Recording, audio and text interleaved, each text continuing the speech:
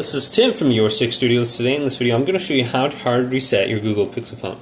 So with the phone turned on, I'm just going to hold down the power button and the volume up button at the same time, and this will force restart your phone.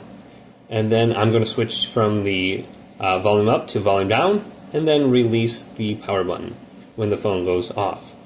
So I'm going to, the phone didn't go off yet, so I'm just going to hold this down, and when it force restarts, I'm going to switch.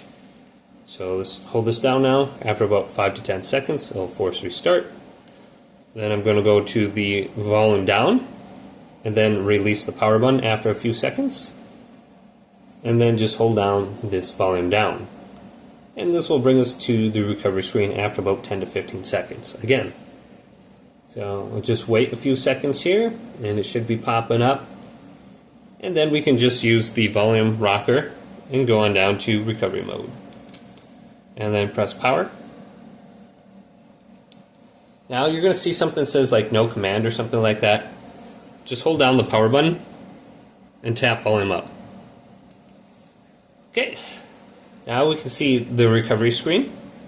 We can go down to white data and factory reset right here. Tap power, then go to factory data reset right here.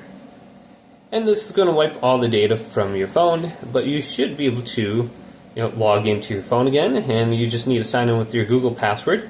If you had any kind of password lock or anything like that, well, you should be able to bypass that and use your phone now.